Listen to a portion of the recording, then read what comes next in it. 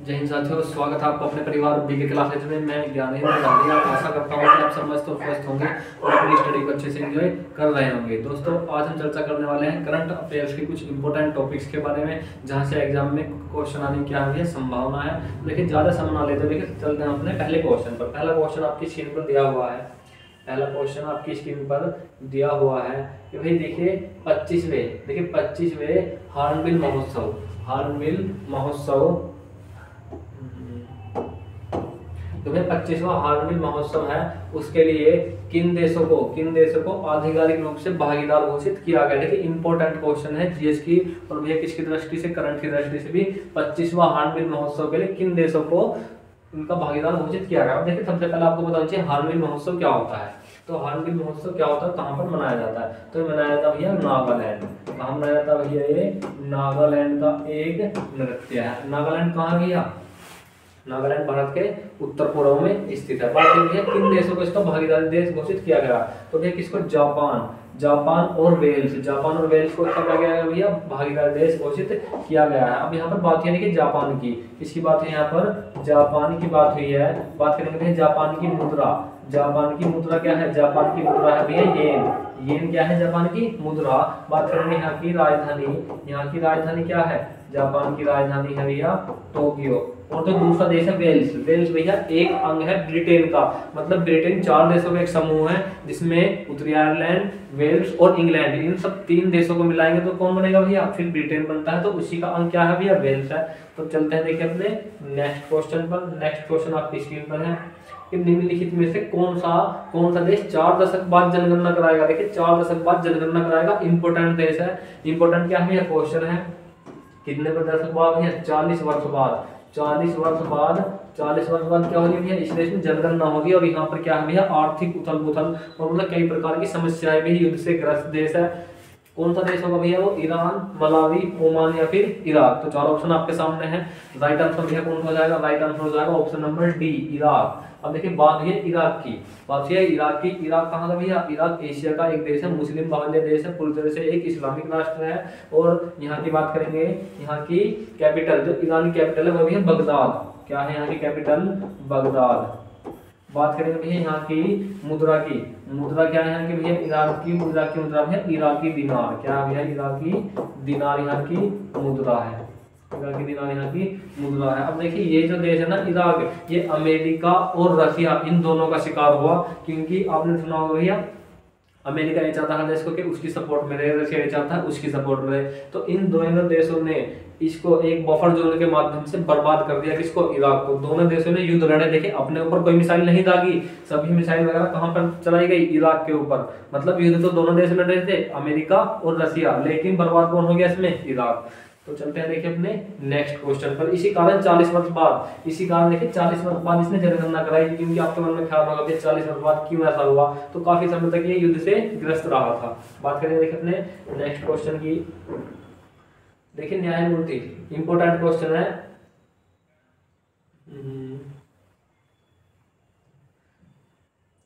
देखिए भारतीय बीमा विनियामक और विकास प्राधिकरण आईआरडीए के वर्तमान अध्यक्ष कौन है। तो भैया वर्तमान अध्यक्ष कौन है, तो वो कौन है भैया, भारतीय बीमा और विनायक बोर्ड के अध्यक्ष कौन है भैया, देवाशीष पांडे के नाम भैया इसके वर्तमान में अध्यक्ष है। क्योंकि जीएस में और करंट में क्वेश्चन पूछा जाता है वर्तमान अध्यक्ष से भी आते हैं भैया, क्वेश्चन आते रहते हैं। देखेंगे अपने नेक्स्ट क्वेश्चन को।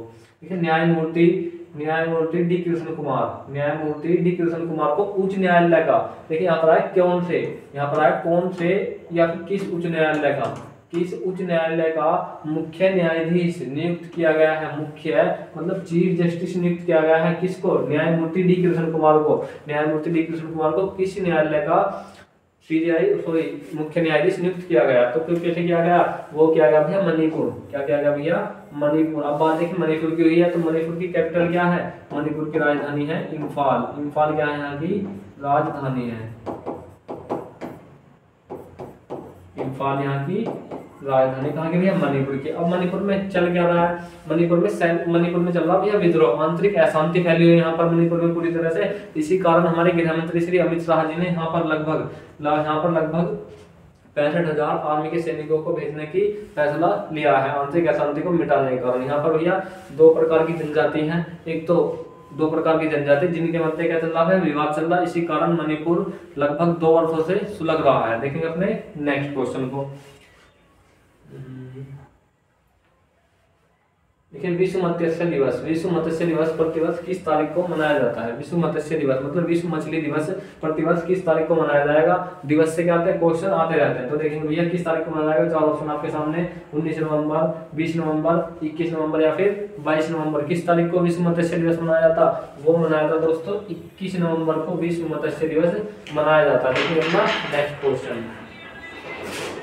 देखिए राफेल नडाल, राफेल नडाल क्या है? राफेल नडाल एक खिलाड़ी है। राफेल नडाल ने पेशेवर, राफेल नडाल ने पेशेवर टेनिस से संन्यास लिया है। किस देश के रहने वाले हैं? राफेल नडाल की बात हुई है। किसकी बात हुई है? राफेल नडाल की बात हुई है। तो राफेल नडाल किस देश के रहने वाले हैं? वो रहने वाले हैं स्पेन। किस देश के रहने वाले? स्पेन। अब स्पेन की कैपिटल क्या है? स्पेन की राजधानी है यहाँ की, स्पेन की राजधानी है यहाँ की मैड्रिड। मैड्रिड क्या है यहाँ की राजधानी है। जो किस नदी के? डैन्यूब नदी के किनारे बसी है। कौन? मैड्रिड किस नदी के किनारे बसी है? डैन्यूब नदी के किनारे बसी है। बात है स्पेन की, तो ये क्या है कि एक यूरोपीय देश है। कौन सा? एक यूरोपीय देश है। अब बात करेंगे भैया मुद्रा की, तो स्पेन की मुद्रा क्या है? स्पेन की मुद्रा है भैया यूरो। यूरो क्या है यहाँ की मुद्रा है। तो हमें स्पेन, हमारा जो सा ऑप्शन होगा उसके बारे में इतना कुछ पता होना चाहिए। जैसे ऑप्शन है स्पेन, राफेल नडाल रहने वाले कहाँ के भैया? स्पेन के रहने वाले हैं। तो स्पेन की मुद्रा क्या है? यूरो यहाँ की मुद्रा है। राजधानी क्या है कि भैया मैड्रिड यहाँ की राजधानी है। एक यूरोपीय देश है, यूरोपीय देश है। तो भैया स्पेन के बारे में हमें इतनी जानकारी होनी जरूरी है। देखेंगे दोस्तों अपना नेक्स्ट क्वेश्चन।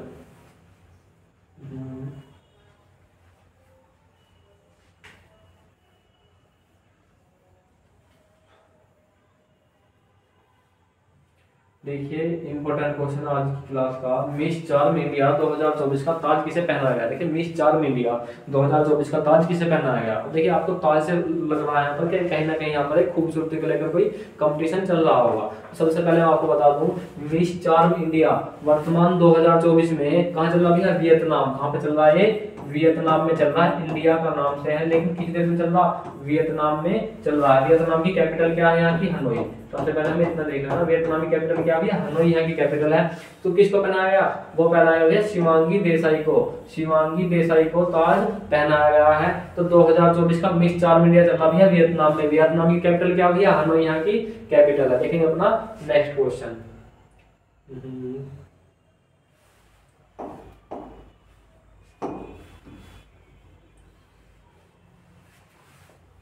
देखिए नंदन कुमार झा को किस संगठन का अध्यक्ष चुना गया है? 4 ऑप्शन आपके सामने भैया, भारतीय ओलंपिक संघ, इंटरनेशनल माइंड स्पोर्ट एसोसिएशन या फिर कुश्ती महासंघ। तो किस संगठन का इनको अध्यक्ष चुना गया है? इसको भैया नंदन कुमार झा को किस संगठन का अध्यक्ष चुना गया है? तो चुना गया भैया इंटरनेशनल माइंड स्पोर्ट्स एसोसिएशन का। देखेंगे अपना नेक्स्ट क्वेश्चन।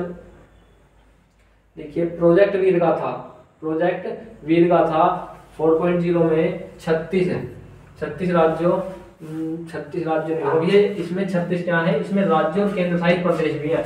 मतलब 28 तो अपने राज्य हैं और कुछ केंद्र शासित प्रदेश भी हैं। तो सब 36 हुए और इनको लेकर के 1.76 करोड़ से अधिक स्कूली छात्रों ने भाग लिया।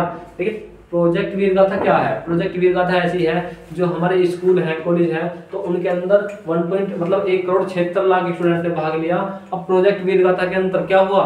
मतलब जो हमारे शहीद देशभक्त है उनके बारे में बच्चों को बताना। जब हम उन सब के बारे में बच्चों को बताएंगे तो उनके अंदर क्या होगा? उनके अंदर देशभक्ति उत्पन्न होगी। क्या होगी भैया? देशभक्ति उत्पन्न होगी। और ये योजना केंद्र सरकार के द्वारा, मतलब भारत सरकार के द्वारा 2021 से चलाई जा रही है। ऑपरेशन वीर गाथा या फिर प्रोजेक्ट वीर गाथा कब से चलाई जा रही है? 2021 से। देखेंगे दोस्तों अपना नेक्स्ट क्वेश्चन। खेलो इंडिया यूथ गेम्स 2025 किस राज्य में आयोजित किया जाएगा? खेलो इंडिया यूथ गेम्स, खेलो इंडिया यूथ गेम 2025 किस राज्य में आयोजित किया जाएगा? देखिए चार ऑप्शन आपके सामने, महाराष्ट्र, कर्नाटक, बिहार या फिर पंजाब। तो खेलो इंडिया यूथ गेम्स आयोजित किया जाएगा भैया बिहार में। देखिए बात हुई है बिहार की, तो बिहार के बारे में आपको इतना पता होना जरूरी है, बिहार के सीएम कौन है? बिहार के सीएम भैया नीतीश कुमार। बिहार के सीएम नीतीश कुमार है। किस पार्टी के भैया? ये भैया एनडीए प्लस यानी बीजेपी प्लस पार्टी के कौन है भैया? नीतीश कुमार सीएम है। बात करेंगे यहाँ की गवर्नर की, यहाँ के गवर्नर की बात करेंगे तो यहाँ के गवर्नर कौन है? यहाँ के गवर्नर भैया राजेंद्र अर्लेकर। गवर्नर कौन है यहाँ के? वो है राजेंद्र अर्लेकर। राजेंद्र अर्लेकर यहाँ के गवर्नर हैं। राजेंद्र अर्लेकर यहाँ गवर्नर। बात करें यहाँ की राजधानी, तो बिहार की राजधानी क्या है भैया? बिहार की राजधानी है पटना। बिहार की राजधानी क्या भैया? पटना बिहार की राजधानी है। तो यदि कोई सा भी ऑप्शन आपके सामने आ रहा है, इतना कुछ आपको उसके बारे में पता होना जरूरी है, क्योंकि यहाँ से जीएस के क्वेश्चन भी पूछे जाते हैं। तो मैं करंट के साथ में अपने जहाँ से जीएस में क्वेश्चन आते हैं उनको भी कंप्लीट करते चलना है। तो दोस्तों देखेंगे अपना नेक्स्ट क्वेश्चन।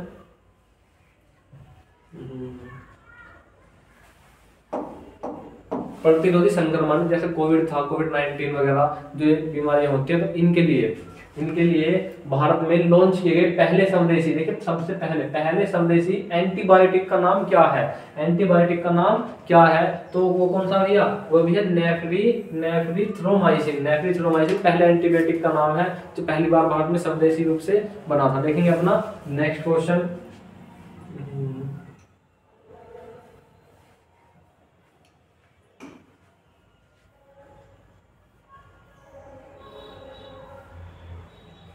देखिए ये क्वेश्चन कल भी कराया था, लेकिन कल इसका क्या था भैया? स्वरूप बदला हुआ था, कुछ में अलग तरह से पूछा हुआ था। पहले पूछा था किस देश ने भारत को क्या दिया था? भारत के प्रधानमंत्री को अपना सर्वोच्च पुरस्कार देने की घोषणा करी थी। तो हमने इसके बारे में कल पढ़ा था। देखेंगे भैया डोमिनिका द्वारा प्रधानमंत्री, अब की बार देखें क्वेश्चन का स्वरूप बदल कर पूछा गया। डोमिनिका द्वारा प्रधानमंत्री नरेंद्र मोदी, मतलब अपने आप देश का नाम बताया गया है और प्रधानमंत्री का नाम बताया है, लेकिन क्या पूछ लिया? पुरस्कार पूछ लिया। तो एक ऑप्शन से कई प्रकार के क्वेश्चन बनते हैं। डोमिनिका राज्य द्वारा प्रधानमंत्री नरेंद्र मोदी को दिए गए पुरस्कार का नाम क्या है? देखिए क्या उस पुरस्कार का नाम है? तो वो है भैया Dominica award of honour. Dominica award of honour उस पुरस्कार का नाम है। तो क्या हुआ भैया? डोमिनिका। मैंने आपको कल परसों एक क्वेश्चन कराया था कि किस देश के प्रधानमंत्री, मतलब कौन से देश ने भारतीय प्रधानमंत्री नरेंद्र मोदी जी को अपने देश का दूसरा सबसे बड़ा सर्वोच्च पुरस्कार देने की घोषणा की है? तो कौन सा देश था? वो था भैया नाइजीरिया। अपने देश का दूसरा सबसे बड़ा पुरस्कार नाइजीरिया, अपने देश का सबसे बड़ा पुरस्कार डोमिनिका ऑफ ऑनर। देखें भैया अपना नेक्स्ट क्वेश्चन। प्रसार भारती के नए लॉन्च किए गए ओटीटी प्लेटफॉर्म का नाम क्या है? ओटीटी प्लेटफॉर्म का नाम क्या है? तो ये क्वेश्चन मैं आपको भैया पहले करा चुका हूं, इसका जवाब आपको बताना भैया कमेंट बॉक्स में, क्योंकि जब हम पिछली क्लासों को याद नहीं करेंगे तो हमारा आज का पढ़ने का कोई फायदा नहीं है। तो इस क्वेश्चन का जवाब आपको कहाँ बताना भैया? इसका जवाब आपको बताना भैया कमेंट बॉक्स में। कमेंट बॉक्स में बताना भैया प्रसार भारती के द्वारा अपने लॉन्च किए गए प्लेटफॉर्म का, ओटीटी प्लेटफॉर्म का नाम क्या है? देखिए दोस्तों अपना नेक्स्ट क्वेश्चन। भारत ने नवंबर 2024 में महिला एशियाई चैंपियंस ट्रॉफी को जीतने के लिए देखिए किस देश की टीम को हराया? इंपोर्टेंट क्वेश्चन है। 2024 की चैंपियंस ट्रॉफी को जीतने के लिए किस देश को हराया? जापान, दक्षिण कोरिया, मलेशिया या फिर चाइना? तो किसको हराया? वो हराया भैया चाइना को। अब बात है देखिए यहाँ पर चाइना की, तो चाइना के बारे में आपको इतना पता होना चाहिए। तो चाइना के कौन भैया? राष्ट्रपति। चाइना के राष्ट्रपति कौन है? चाइना के राष्ट्रपति भैया कौन? शी जिनपिंग यहाँ के क्या है? राष्ट्रपति हैं। शी जिनपिंग यहाँ के राष्ट्रपति हैं। बात करेंगे यहाँ की मुद्रा, तो यहाँ की मुद्रा क्या है? वो है भैया रेनमिनबी। रेनमिनबी क्या है? यहाँ की मुद्रा है। रेनमिनबी क्या है? कि मुद्रा है। बात करेंगे भैया यहाँ की राजधानी, तो यहाँ की राजधानी क्या हुआ भैया? बीजिंग। बीजिंग क्या है? यहाँ की कैपिटल है। देखेंगे अपना नेक्स्ट क्वेश्चन। देखिए एचईसीआई ने ग्रीन हाइड्रोजन पहल को बढ़ावा देने के लिए किस संगठन के साथ एमओयू पर हस्ताक्षर किए हैं? तो देखिए किस संगठन के साथ हस्ताक्षर किए हैं एचईसीआई ने? तो देखिए यहाँ पर अंतर्राष्ट्रीय नवीनीकरण ऊर्जा एजेंसी, यूएनडीपी या फिर विश्व वन्यजीव कोष। तो किस संगठन के साथ भैया इन्होंने हस्ताक्षर किए हैं? वो किया भैया H2 ग्लोबल संगठन के साथ में एचईसीआई ने हस्ताक्षर किए हैं हाइड्रोजन पहल को बढ़ावा देने के लिए। देखिए दोस्तों अपना नेक्स्ट क्वेश्चन।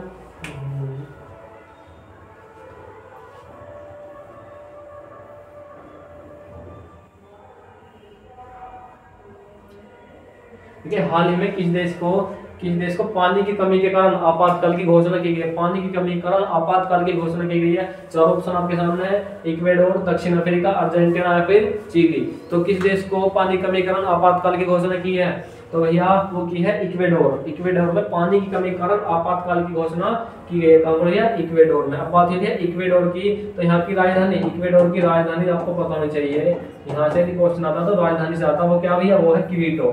क्विटो क्या है, यहाँ की कैपिटल है, क्विटो यहाँ की कैपिटल। दूसरी बात, इक्वेडोर है किस महाद्वीप का अंग, इक्वेडोर दक्षिणी अमेरिका,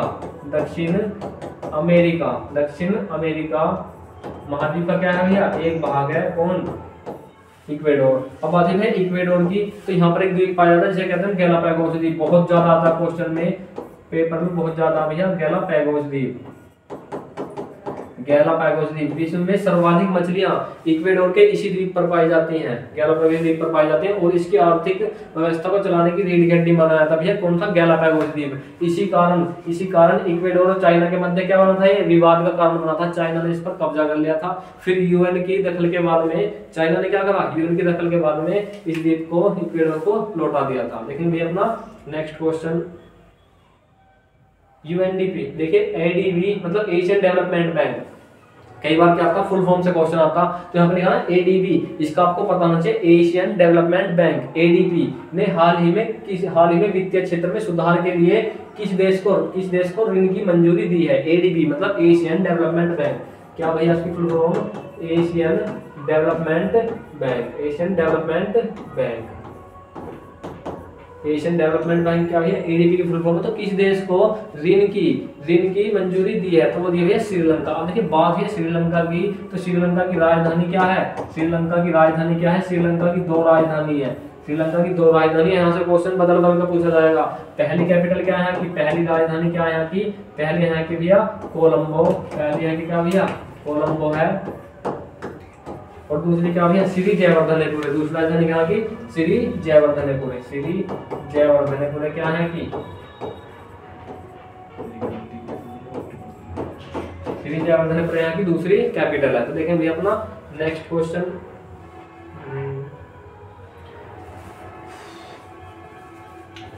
देखिए दिल्ली में प्रदूषण से निपटने के लिए ग्रेफ 4 के तहत निम्नलिखित में से कौन सा उपाय उल्लेखित नहीं है, तो कौन सा उपाय उल्लेखित नहीं है, तो भैया कौन सा उपाय, डीजल ट्रकों पर प्रतिबंध लगाना, सभी ट्रकों को प्रवेश की अनुमति दें, केवल ईवी एलआईसी की अनुमति दें, या फिर निर्माण विध्वंस गतिविधियों पर प्रतिबंध लगाएं। तो किसकी अनुमति नहीं है भैया, वो है डीजल ट्रकों पर प्रतिबंध, उल्लेखित उपाय नहीं है। देखेंगे दोस्तों अपना नेक्स्ट क्वेश्चन की, दिल्ली में क्या ना भी जैसे ही पराली जलाने के कारण या फिर दीपावली के कारण क्या हुआ, प्रदूषण हुआ, उस कारण क्या हुआ, प्रदूषण को कम करने के लिए ये उपाय साझा किए गए, किसके अनुसार भी है, ग्रेफ 4 के अनुसार। देखें दोस्तों अपना नेक्स्ट क्वेश्चन, देखिए G20 के बारे में। देखिए G20 से क्या आपके हर परीक्षा में क्वेश्चन आता है, यहाँ से हर परीक्षा में क्वेश्चन पूछा जाता है। G20 का मतलब है ग्रुप ऑफ 20, G20 का मतलब ग्रुप ऑफ 20 है। कई बार एग्जाम में भर के क्वेश्चन पूछा जाएगा G20 से कि G20 की फुल फॉर्म क्या है, तो इसकी फुल फॉर्म है भैया ग्रुप ऑफ 20, मतलब दुनिया के सबसे ज्यादा रईस देशों का समूह ग्रुप ऑफ 20। तो देखेंगे भैया अफ्रीकी संघ 2023 में शामिल हुआ, क्या ये इसके लिए सही नहीं है, ये वाला कथन गलत है भैया, ये वाला कथन बिल्कुल सही है। क्योंकि कब 2023 में भारत में इसकी अध्यक्षता की थी, तो भारत की अध्यक्षता में अफ्रीकी संघ को कहां शामिल किया गया भैया, G20 में शामिल किया गया था। G20 का एक स्थायी सचिवालय, क्या बात सही है, तो मैं आपको बता दूं G20 का कोई स्थायी सचिवालय नहीं है। वैश्विक सकल घरेलू उत्पाद यानी जीडीपी जो होती है उसका 85% का प्रतिनिधित्व करता है। बिल्कुल सही बात है, 85% का प्रतिनिधित्व करता है। दुनिया के सबसे अधिक रईस देशों का समूह है। तो अधिक दुनिया में 100 रुपए का उत्पादन हो रहा, ये दुनिया में 100 रुपए की वस्तु का उत्पादन हो रहा, तो 85 रुपए की वस्तु का उत्पादन कौन लोग कर रहे हैं, 85 रुपए की वस्तु का उत्पादन ये G20 वाले कर रहे हैं। तो मतलब ये वाली बात भी क्या है, सही है। पहली भी सही है भैया, अफ्रीकी संघ शामिल हुआ, एक अनौपचारिक मंच के रूप में स्थापित है। तो भैया ये सब बातें सही हैं। तो कौन सा ऑप्शन हो जाएगा, इसका ऑप्शन नंबर बी यहाँ पर हो जाएगा। देखिए भैया अपना नेक्स्ट क्वेश्चन, देखिए हाइपरसोनिक क्रूज मिसाइलें HCM को किस प्रकार का इंजन शक्ति प्रदान करता है? क्यों? देखिए मैं आपको फिर बता दूं, जीएस में यदि कहीं से भी क्वेश्चन पूछा जाएगा तो कहां से आता? वो उन्हीं मुद्दों से निकल कर आता जो वर्तमान में करंट में चल रहे हैं या किस कारण चर्चा में है। देखिए HCM किस कारण चर्चा में? क्योंकि रूस ने इन मिसाइलों के द्वारा किस पर आक्रमण करा? रूस ने इन मिसाइलों के द्वारा यूक्रेन पर हमला करा भैया HCM मिसाइलों के द्वारा। तो इस कारण एक अपना करंट का मुद्दा बना, यहाँ से क्वेश्चन आने की पूरी संभावना है। तो भैया किस प्रकार का इंजन शक्ति प्रदान करता होगा? स्क्रैमजेट इंजन इसको शक्ति प्रदान करता है। तो दोस्तों आज की हमारी करंट अफेयर्स की क्लास थी। आज के बाद क्या थी भैया? करंट अफेयर्स की क्लास थी, जिसमें हमने लगभग 20 क्वेश्चनों को कंप्लीट करा। दोस्तों यदि आपको वीडियो अच्छी लगी हो तो क्लास को लाइक करें, कमेंट करें और शेयर करें, और हाँ हमारे चैनल को सब्सक्राइब करना ना भूलें। जय हिंद साथियों, मिलते हैं अपनी नेक्स्ट क्लास में।